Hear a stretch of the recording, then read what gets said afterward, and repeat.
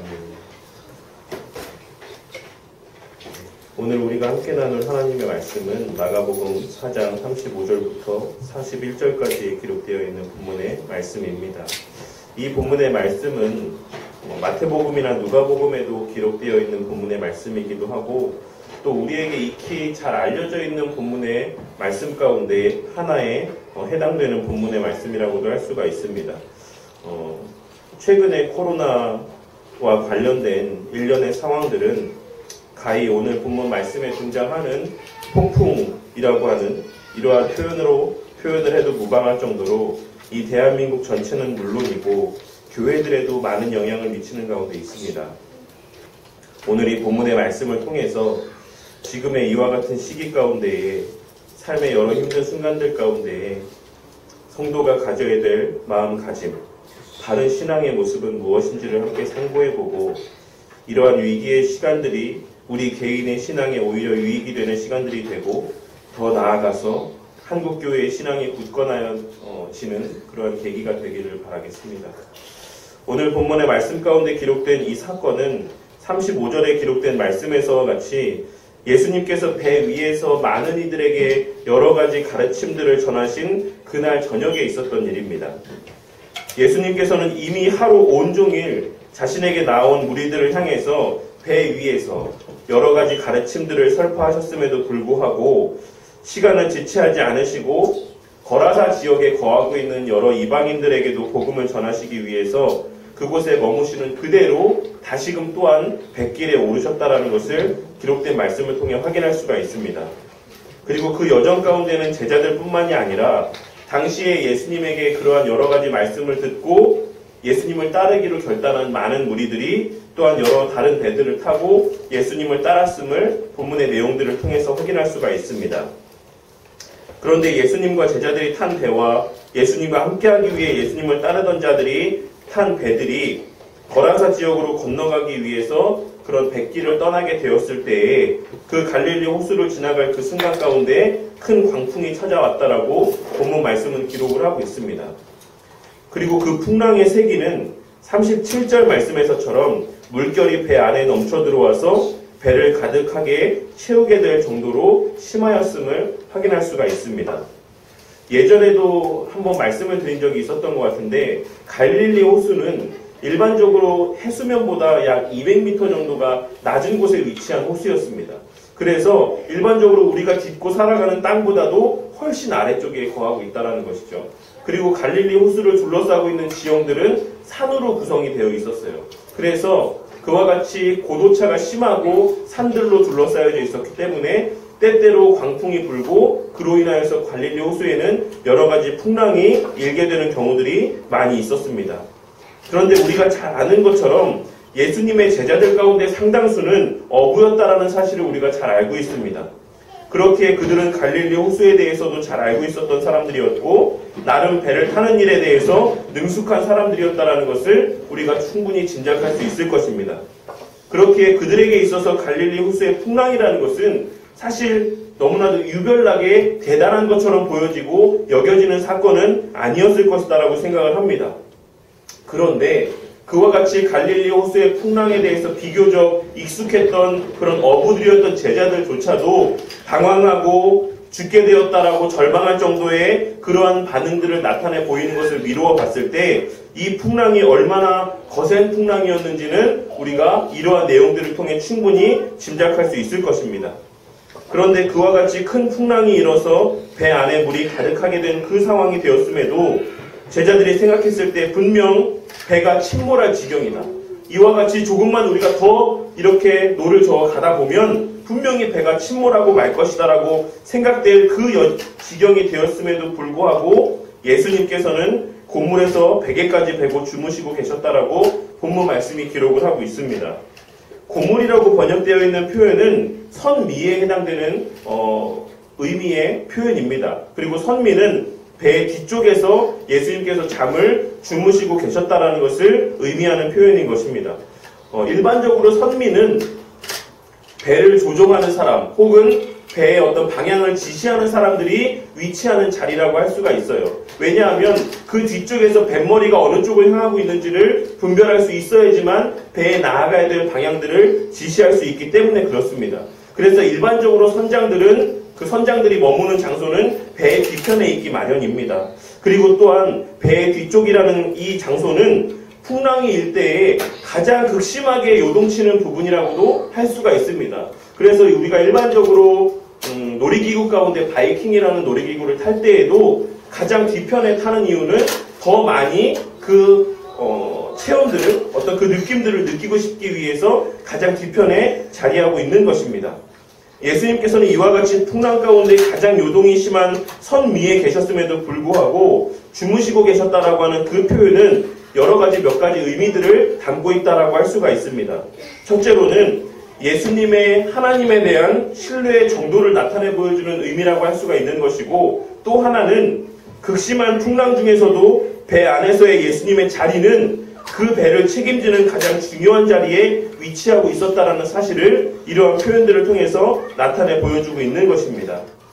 예수님께서는 그 누구보다도 성부 하나님의 뜻과 계획을 온전하게 알고 있으신 분이셨기 때문에 그 어떤 상황 가운데서도 당황하지 않으셨고 두려워하지 않으실 수 있었으며, 주무시는 중에도 늘 우리에게 있어 가장 연약한 자리 혹은 가장 중요한 자리라고 여겨지는 그곳에 자리하고 계셨다라는 사실입니다. 그리고 그것은 우리의 삶에서도 마찬가지라고 할 수가 있습니다. 뒤에서도 다시 언급을 하겠지만 우리의 삶 가운데 우리 주님이 주무시는 것처럼 여겨질 그때에도 실상 우리 주님은 우리의 삶의 가장 중심의 자리에 자리하고 계시다라는 사실을 우리는 잊지 말아야지만 된다는 것입니다. 하지만 예수님의 그러한 성부 하나님에 대한 신뢰와는 달리 제자들이 그 당시에 나타낸 반응은 예수님과는 극단적으로 상반된 모습이었다라는 것을 본문의 내용을 통해 확인할 수가 있습니다. 제자들의 당시 모습은 38절에 기록된 그들의 말 가운데 자세히 나타나고 있는데, 선생님이여 우리가 죽게 된 것을 돌보지 아니하시나이까 라고 하는 이러한 말을 통해서 당시의 제자들이 어떤 마음을 품고 있었는지를 우리는 짐작할 수가 있을 것입니다.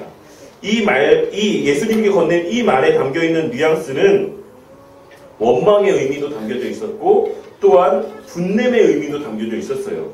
지금 배가 침몰할 지경이라서 모든 사람들이 다 그 침몰을 막기 위해 이 난리를 벌이고 있는데 예수님께서는 지금 잠이나 주무시고 계십니까? 예수님께서 도대체 무엇을 하고 계십니까? 라고 예수님을 향해서 원망을 하고 화를 내는 듯한 뉘앙스가 이 본문의 말씀들 가운데 담겨져 있는 것입니다. 또한 예수님을 부르는 호칭에 있어서도 마태나 누가는 주님이라는 주여라는 표현을 사용을 하고 있지만 마가는 선생님이라는 호칭을 사용해서 나타내 보여주고 있습니다. 이는 물론 마태나 누가의 기록에서와 같이 그 제자들 가운데는 예수님을 향해서 주님이라고 부른 제자들도 있었겠지만 그들의 그러한 주님이라고 부르는 호칭 가운데 있어서도 그것이 정말로 주님을 신뢰하기 때문에 나온 호칭은 아니었다라는 것을 확인할 수가 있어요. 다른 제자들은 또한 예수님을 선생님이라고 불렀던 것처럼 상당수의 제자들이, 모든 대다수의 제자들이 예수님을 그냥 인간적인 어떤 스승으로서의 의미로서 예수님을 여기고 불렀다라는 사실을 나타내 보여주기 위해서 마가는 의도적으로 선생님이여라는 그 일부의 제자들이 부른 그 호칭을 사용을 하고 있는 것입니다. 그러자 예수님께서는 잠에서 깨셔서 그 즉시 바다에게 명하여 이르시되 잠잠하라 고요하라라고 말씀하셨고, 예수님의 그 말씀과 동시에 바람이 그치고 호수는 잔잔하여졌습니다. 이는 예수님의 신성을 극대화해서 나타내 보여주는 어떤 상황과 표현이라고 할 수가 있을 것입니다. 이 표현을 통해서 하나님께서는 예수님의 신적인 권위와 능력을 증거하고 있는 것이자 예수님의 말씀의 권위와 능력이 어느 정도인지를 이 사건을 통해서 확증하시고 나타내 보여주고 있으신 것입니다. 그리고 나서 예수님께서는 제자들을 향해서 말씀하시기를 어찌하여 이렇게 무서워하느냐, 너희가 어찌 믿음이 없느냐라고 말씀을 하셨습니다. 사실 위의 표현들 가운데 뒷부분에 어찌라고 번역된 표현, 그러니까 앞부분에 어찌하여가 아니라 뒤에 너희가 어찌 믿음이 없느냐라고 말씀하실 때 어찌라고 번역되어 있는 표현은 사본들마다 번역이 조금 다르게 기록되어 있는 표현이라고 할 수가 있습니다. 그런데 가장 좀 유력한 우리가 신뢰할 수 있는 그 사본 가운데는 이 어찌라고 번역되어 있는 표현이 아직도라고 번역이 되어 있어요. 아직도라고 기록이 되어 있습니다. 그런데 전체적인 본문의 맥락이나 내용들을 살펴봤을 때 그 아직도, 여전히 라고 하는 의미로 번역하는 것, 그 사본의 해석을 따르는 것이 더 본문의 뉘앙스를 더 잘 살려주는 그러한 본문의 내용이라고 생각이 됩니다. 예수님께서는 이미 상당 시간 그와 함께 하면서 여러 가지 사건들을 목도하고 그 가르침들을 들었음에도 불구하고 여전히 예수님에 대해서 알지 못하는 그러한 제자들을 향해서 너희들이 아직도 믿음이 없느냐? 아직도 너희들이 본 것이 있고 들은 것이 있고 배운 것이 있음에도 불구하고 아직까지도 나에 대한 믿음과 나의 능력에 대한 신뢰와 확신이 없느냐라고 제자들을 나무라고 있으신 것입니다. 그리고 예수님의 호수를 잔잔케 하신 사건은 예수님을 따르는 무리들로 하여금 예수님의 존재에 대한 근원적인 의문을 갖게 만들었고 그것은 곧 예수님의 신성에 대한 인지로 이어져서 그들로 하여금 신적인 존재 앞에서 갖게 되는 그러한 경외함과 두려움을 갖게 되는 모습으로 이어지고 있는 것을 본문의 내용을 통해 확인할 수가 있습니다. 비록 그것이 어렴풋이나마 일지는 모르겠지만 예수님에 대한 신성에 대한 그런 자각이 그들의 마음 가운데 자리하게 되었다라는 사실을 이 본문의 말씀이 증거하고 있는 것입니다. 오늘 본문의 말씀은 오늘날과 같은 혼란의 때에 우리에게 몇 가지 교훈을 주고 있습니다. 첫째로는 복음을 전하는 걸음 가운데서도 풍랑은 언제든지 일어날 수가 있다라는 사실입니다. 모든 것을 우리가 성경의 내용을 다 비유로 해석할 수는 없지만 일반적으로 성경 안에서 바다는 또 물 등은 세상을 의미한다고 할 수가 있습니다. 그리고 그 가운데 배는 교회를 의미하는 표현이라고 할 수가 있어요. 그러한 상징적인 의미로 성경에 기록되고 사용된 경우들이 많이 있습니다. 오늘 말씀에서 예수님과 제자들이 함께한 이 배 또한 그러한 비유적 의미로 해석을 하자라고 하면 교회로 비유할 수가 있을 것이다라고 생각을 합니다. 교회가 말씀이신 예수님을 모시고 복음을 들어야 될 대상에게로 나아가는 그 신앙의 여정 가운데는 늘 평탄하고 평안한 일들만이 있는 것은 아니다라는 것입니다. 마찬가지로 교회의 구성원이라고 할 수가 있는 성도 개개인의 신앙의 삶에서도 마찬가지인 것이고 그 성도가 속한 가정의 걸음 가운데도 이는 마찬가지로 적용이 되는 일입니다. 우리는 일반적으로 상당수의 경우에 우리가 하나님의 나라와 그의 의를 위해서 살아갈 때에 그 일에 필요한 모든 것은 하나님께서 채워주신다라는 말을 우리의 삶의 목적만 바르면 우리 삶에서의 필요한 모든 것들은 다 형통하게 성취되고 풍성하게 채워진다라고 생각하는 경우들이 많이 있습니다. 내 목적만 바르면, 내 삶의 가치만 바르다고 하면 내 삶에 간구하는 모든 것들은 다 형통하게 되고 내가 살아가는 신앙의 여정 가운데 필요함에 기도하는 모든 것들은 다 넘치도록 하나님께서 채워주실 것이다. 이러한 의미로 그 본문의 말씀을 해석하는 경우들이 많이 있다라는 것입니다. 그것은 교회에서도 마찬가지고 성도 개개인의 삶에서도 마찬가지고 그들이 속한 가정에서의 삶도 마찬가지다라고 생각을 합니다. 그런데 여기서 바로 성경적인 기복주의, 개혁주의적인 기복주의가 시작된다는 사실을 꼭 기억하시기를 바라겠습니다. 해당 본문 말씀의 핵심은 그 필요가 채워진다라는 것에 있지 그 필요가 차고 넘친다는 것에 있지 않다라는 사실을 깨닫는 성도님들이 되시기를 바라겠습니다. 또한 더 나아가서 그 필요의 정도 또한 그 일들을 이루기 위해 필요하다라고 생각되는 그 정도 또한도 하나님의 기준 가운데 있다는 것을 깨닫는 은혜가 있으시기를 바라겠습니다. 우리가 살아가며 추구하는 생각과 가치가 진정 하나님의 영광을 위함이 맞다라고 하면 그 과정 가운데 내게 딱 알맞게 필요한 정도의 모든 필요는 하나님께서 채워주실 것입니다. 그러니 그것이 맞다라고 하면 지금 채워주시고 지금 허락하시는 나의 삶의 형편들 가운데 우리는 만족하고 감사를 해야지만 된다라는 사실입니다. 때로 나는 하나님의 영광을 위한 내 건강의 정도가 10이라고 생각했었는데 하나님께서 생각하신 필요의 정도는 3 정도밖에 안 될 때도 있을 것입니다. 내가 생각하는 하나님의 영광을 나타내기 위한 물질의 필요의 정도는 팔 정도라고 생각할 정도가 그런 생각을 갖고 있었는데, 하나님께서 나를 통해 하나님의 영광을 하기 위해 필요한 나의 물질의 소유의 정도는 1 정도라고 생각하실 수도 있다라는 것입니다. 하지만 그러한 내 생각보다 부족한 채워짐 가운데서도 그 걸음이 하나님의 영광을 위한 걸음이 맞다라고 하면, 하나님께서 나의 삶을 통해 나타내실 그 영광을 드러내심에 있어서 내게 필요한 정도는 그 3 정도의 건강과 1 정도의 물질이면 충분한 것이 분명하며, 그렇다라고 하면 비록 내 생각과 같은 정도의 필요의 채워짐은 아니라고 할지라도 우리는 충분히 감사하고 충분히 기뻐할 수가 있는 것입니다. 우리의 신앙의 걸음이 하나님의 영광을 위한 걸음임이 확실하다고 하더라도, 우리 가정에 추구하는 삶의 방향이 하나님의 영광을 위함이 확실하다고 할지라도, 우리 교회에 추구하는 가치가 하나님의 영광이라는 것이 확실하다라고 할지라도, 거기에는 내 눈에 풍랑과도 같이 여겨지는 여러 가지 혼란스럽고 환난과 같은 일들이 일어날 수가 있다는 것입니다. 하지만 중요한 것은 앞서와 같이 우리의 걸어가는 걸음이 하나님의 영광을 위한 걸음이 맞다라고 하면, 그러한 폭풍과도 같은 삶의 시간들 또한, 그러한 폭풍과도 같은 삶의 역경과도 같이 여겨지는 그 시간들 또한 하나님의 영광을 위해 나와 우리 모두에게 필요한 것이기에 일어나는 것이다라는 것을 깨닫고, 지금 이 순간 우리 무리의 가장 중심의 자리, 내 삶의 가장 중요한 자리 가운데 여전히 함께하고 계시는 우리 주님을 인지하고 바라봐야지만 되는 것입니다.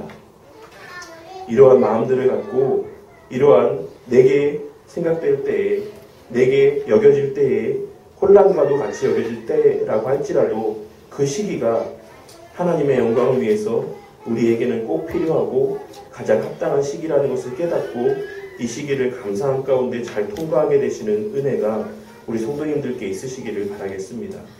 둘째로는, 우리 하나님께서 주무시는 것처럼 보여지고 여겨질지라도 우리 주님은 결코 졸지도 주무시지도 않으신다라고 하는 사실을 나타내 보여줍니다. 이 말이 언뜻 보기에는 오늘 본문의 말씀의 내용과 모순되는 것처럼 여겨질 수도 있을 것입니다. 왜냐하면 예수님께서는 분명 주무시고 계신 것이 확실했기 때문에 그렇습니다. 혹자는 오늘 본문에서의 예수님께서 주무시고 계시다라고 기록된 이 표현이 실제로 주무신 것이 아니라 제자들의 신앙을 확인하기 위해서 주무시는 것처럼 그렇게 주무시는 채 했다라고 그렇게 해석하고 주석하는 분들도 있습니다.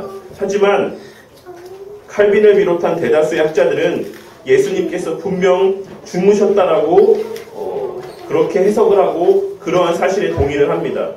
성경에서 예수님께서 주무셨다라고 하는 모습, 그 표현 언급은 이 본문과 또한 이 본문의 내용과 동일한 내용들이 기록되어 있는 마태복음과 누가복음의 그 내용 가운데만 기록이 되어 있습니다. 그러니까 예수님께서 주무셨다라고 하는 그 내용이 성경 전체를 통틀어서 이 본문의 사건에 관해서만 기록이 되어 있다라는 사실입니다. 이 본문에서 예수님의 주무심의 모습을 통해서 나타내 보여주고자 하는 그런 내용들은 첫째로는 예수님의 인성을 증거하기 위함이자, 둘째로는 예수님께서 어떻게 이 땅에서의 사역들을 감당하셨는지를 나타내 보여주시기 위한 의도라고 할 수가 있습니다. 예수님께서는 완전한 신이자 완전한 인간으로 이 땅에 오셨기 때문에 우리와 같이 육신의 피곤함도 느끼셨고 배고픔도 느끼셨고 슬픔과 분노의 감정들도 느끼셨다라는 것을 알 수가 있습니다. 그와 같은 예수님의 인간적인 본성을 나타내 보여주는 동시에 예수님께서는 그와 같이 인간적 본성을 소유하신 분으로 우리와 같이 피곤함을 느끼셨음에도 불구하고 그 육체적인 체력이 이 땅에서의 공생의 기간 가운데는 한시적으로나마 여러 가지 제약들이 있으셨음에도 불구하고 우리와 같이 그 지침이 있으셨음에도 불구하고 이 지상에서의 사역을 감당하시는 동안에 늘 이동하시는 중에 쪽잠을 주무시면서 시간을 아껴가며 그 복음을 전파하는 사역들을 감당하셨다는 사실을 우리에게 나타내 보여주고 있는 것입니다. 그 주어진 시간들을 그 시간의 주권자가 하나님이심에도 불구하고 예수님께서 그 시간의 창조자이심에도 불구하고 그 주인 되신 하나님마저도 내게 주어진 시간 가운데 그 시간을 아끼고 선용해서 하나님의 나라 확장을 위해 복음을 전하기 위해 부지런히 다니셨다라는 사실을 이 문문의 말씀, 잠깐의 그 이동간에 쪽잠을 주무셨다라고 하는 이 내용을 통해서 우리에게 증거해주고 있는 것입니다. 이는 우리가 이 땅에서의 우리에게 주어진 시간들을 우리가 우리 마음대로 허비해서는 안 된다라고 하는 그러한 당위성을 제공해주는 하나의 표현이라고도 할 수가 있습니다. 내게 주어진 시간이 얼마가 될지 우리가 다 알지도 못함에도 불구하고 우리는 마치 우리에게 시간이 영원한 것처럼 그렇게 우리 마음대로 그 시간들을 허비하고 우리의 마음대로 사용할 때가 많이 있음을 우리는 부인할 수 없을 것입니다. 하지만 예수님께서도 그와 같이 다니시는 중에 잠을 줄여가시면서까지도 주의 복음을 증거하기 위해 애쓰고 수고하시는 헌신적인 삶을 나타내 보이셨다는 것을 우리는 분명 마음 가운데 새겨야지만 될 것입니다. 하지만 예수님께서는 분명 육신으로는 주무시고 계셨지만 영적으로는 늘 깨어 있으셨음을 알 수가 있습니다. 왜냐하면 기록된 말씀 가운데 우리 하나님께서는 분명 졸지도 아니하시고 주무시지도 아니하신다라고 기록하고 있기 때문에 그렇습니다. 그렇기에 그러한 본문의 말씀들과 오늘 본문의 내용들을 같이 염두에 두고 해석함에 있어서 조지 허버트라고 하는 영국 국교회 목사님께서는 이러한 모습들을 가리켜서 이와 같은 시를 하나 남기셨습니다. 바람과 풍랑이 나의 배를 공격하여 올 때에도 주님께서 키를 잡으시고 조종하시네. 배가 몹시 흔들리는 위험한 순간에도 폭풍은 주님의 예술적인 걸작품. 비록 주님이 눈은 감으신다 해도 주님의 마음은 늘 깨어 있으시지 라고 하는 이 시를 통해서 당시의 그러한 상황에 대한 예수님의 어떤 존재론적인 그런 의미들을 나타내 보여주고 있으셨습니다. 비록 우리에게는 그와 같은 예수님의 완전한 신성과 완전한 인성에 대한 의미를 온전히 이해할 수 있는 능력이 없기 때문에 예수님께서 육신으로는 주무시고 계시면서도 영적으로는 깨어 있으셨다라는 의미를 온전히 다 이해할 수는 없을 것이다라고 생각을 합니다. 굳이 설명을 하자라고 하면 여러 비유를 들어서 설명할 수 있겠지만 그것이 성경적이라고 장담할 수 없기 때문에 굳이 설명하지 않도록 하겠습니다. 하지만 분명 예수님께서는 육신으로는 주무시고 계셨지만 영적으로는 깨어 있으셨음을 기록된 말씀을 근거로 우리는 믿고 확신해야지만 될 것이라고 생각을 합니다. 마찬가지로 내 삶 가운데에 우리의 신앙 여정 가운데서도 때로 우리 주님께서 주무시는 것처럼 보여지고 생각되어질 그때에도 우리 주님께서는 깨어있으신 가운데 우리를 주목하시고 우리와 함께 하시며 공생의 기간 가운데 시간을 아껴 우리를 섬기셨던 것처럼 지금도 그와 같이 열심을 다해 힘을 다해 우리를 위하여 간구하시고 우리를 섬기시고 계시다라는 사실을 꼭 깨닫는 우리 성도님들이 되시기를 바라겠습니다. 마지막 셋째로 너무나 당연한 말이지만 이 천지 만물은 하나님의 주권 가운데 있다라는 사실을 이 본문 말씀을 통해서 우리에게 다시 한번 확인시켜주고 있습니다. 오랜 시간 어부로 살아왔던 뱃사람들도 두려워 떨 정도의 극심한 풍랑조차도 예수님의 말 한마디에 고요해졌음을 본문의 말씀이 증거하고 있습니다. 이 세상에 존재하는 모든 대상들과 현상들 가운데 하나님의 주권 밖에 자리하고 있는 것은 존재하지 않는다라는 사실을 꼭 명심하시는 성도님들이 되시기를 바라겠습니다. 얼마 전 말씀 가운데 살펴봤던 것처럼 심지어는 사단조차도 하나님의 허용하심 아래 가운데 있다는 사실을 꼭 깨닫는 우리 성도님들이 되셔야지만 되겠습니다. 제가 수도 없이 반복적으로 말씀드리지만 그에 못지않게 수도 없이 반복적으로 우리가 잊게 되고 잊고 살아가게 되는 것이 바로 안타깝게도 하나님의 절대 주권과 무소부재하심이라는 사실을 꼭 깨닫는 은혜가 있으시기를 바라겠습니다. 그렇게 우리는 금방 또 불안해하고 금방 또 염려하고 금방 또 낙심하고 금방 또 절망하며 그렇게 하나님이 기쁨이 아닌 하나님의 슬픔이 되고 하나님의 근심이 되는 그런 신앙의 삶을 나타내 보이게 되는 것입니다. 또한 마치 하나님이 계시지 않는 것처럼 그러한 불신앙적인 생각들과 행동들을 갖고 살아갈 때가 많이 있는 것입니다. 그렇게 하나님 앞에서가 아닌 사람들 앞에서의 신앙의 삶을 살아가게 되고 하나님을 의지하는 것보다 눈에 보여지는 사람들과 조건들을 더 의지하고 신뢰하며 살아가게 되는 모습들을 나타내 보이게 된다는 것입니다. 하지만 이 세상의 모든 일들 가운데 주님의 허락 없이 일어날 수 있는 일은 존재하지 않습니다. 모든 것은 하나님의 통제 아래 있는 일이자 때로는 하나님의 의도 가운데 하나님께서 주도적으로 의도적으로 행하시는 일들이라는 사실을 우리는 깨달아야지만 됩니다. 그러니 세상에서의 모든 일들을 당할 때에 그 현상들만을 바라보며 세상적인 방법으로만 그 상황을 벗어나고자 하는 그러한 노력들을 나타내 보여서는 안 된다는 것입니다. 저의 이 말이 인간적인 노력을 할 필요가 없다라고 하는 것이 아니다라는 것을 꼭 또한 깨닫기를 바라겠습니다. 우리는 마땅히 하나님께서 허락하신 일반 은총 안에서 우리가 해야지만 되고 할 수 있는 최선의 노력들은 기울여야 마땅하지만 이것을 인간적인 것에서만 그 원인을 찾고 인간적인 방법으로만 해결하려고 하고 인간적인 방법으로 다 해결할 수 있을 것이다라고 생각해서는 안 된다라는 것입니다. 늘 겸손하게 모든 일의 주권이 하나님께 있다라는 사실을 기억하고 이러한 일들 가운데 담겨있는 하나님의 뜻을 분별하기 위해 더욱더 말씀을 살피고 또한 우리에게 허락하신 지혜와 노력을 통해 지금의 문제들이 해결될 수 있도록 하나님께 기도하며 나아가야지만 된다는 사실입니다. 다니엘이 당시에 벽에 쓰인 글씨를 통해 하나님의 뜻을 분별하고 요셉이 하나님의 꿈을 통해서 애굽의 환난을 이겨낼 수 있는 지혜를 얻었던 것처럼 이 시대를 살아가는 우리 그리스도인들 또한도 이 시대의 벽보 가운데 쓰인 하나님의 징조를 통해 하나님께서 뜻하신 바가 무엇인지 하나님께서 이 일들을 통해서 나타내 보이고자 하는 하나님의 뜻이 무엇인지 그것을 말씀에 비추어 깨달을 수 있는 그러한 영적인 안목들이 그리스도인들에게는 있어야지만 된다는 사실입니다.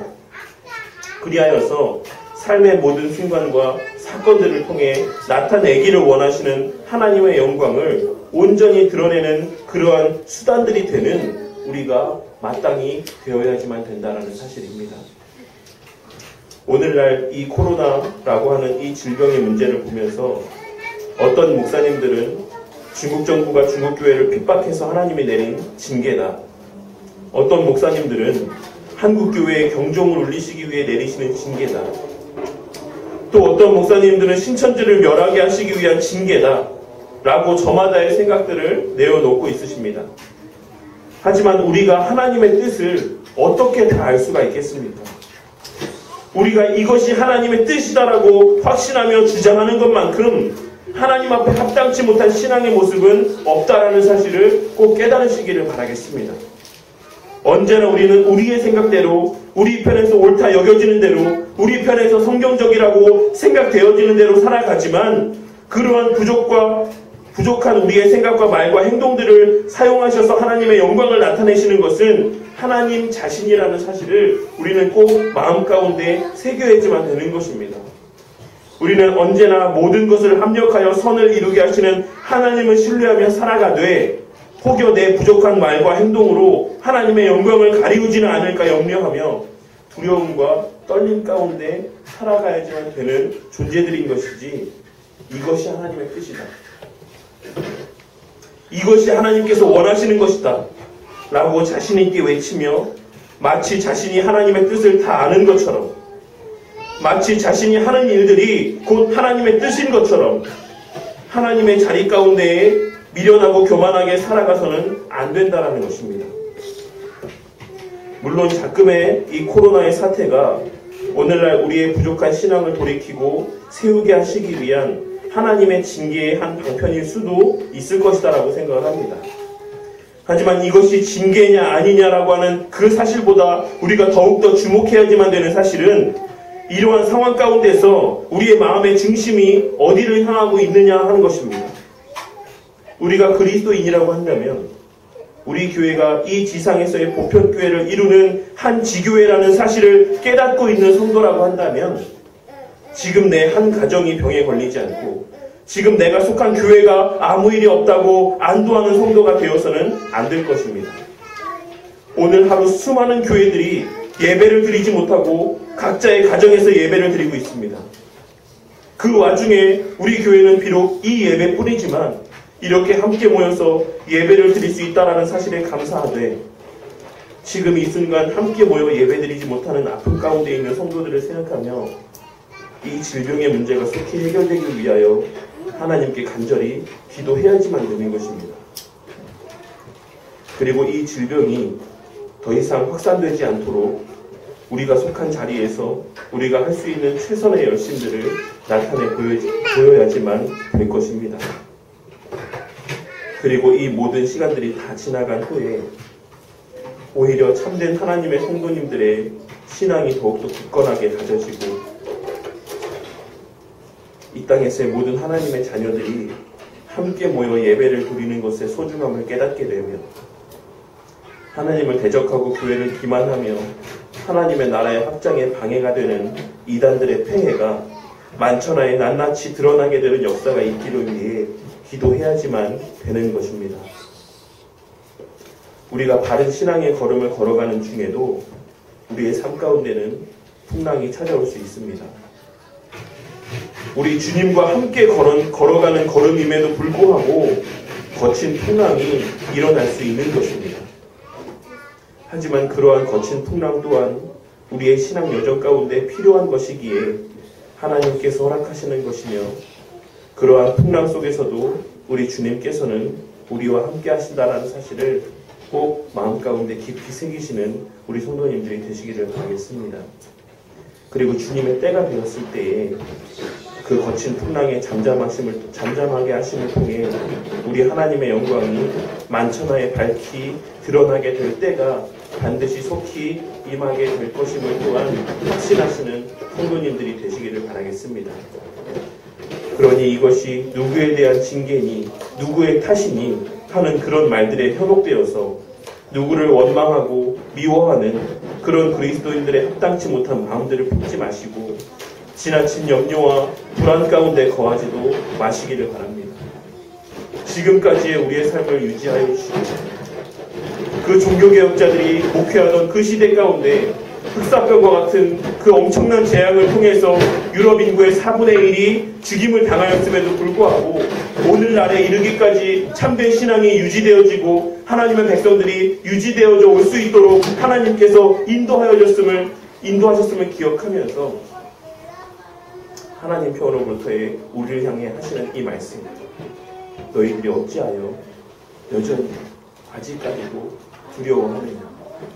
내가 그간의 역사 가운데 그 삶의 과정들 가운데 나의 택한 백성들을 어떻게 돌보고 먹이고 인도하여 왔는지를 너희들이 잘 알고 있음에도 불구하고 어찌하여 또 이렇게 두려워하느냐, 염려하느냐 라고 하는 이 말씀을 마음 가운데 새기는 가운데 이 시간들을 더욱더 하나님을 깊이 체험하는 시간들로 선영케 되시는 우리 성도님들이 되시기를 바라겠습니다.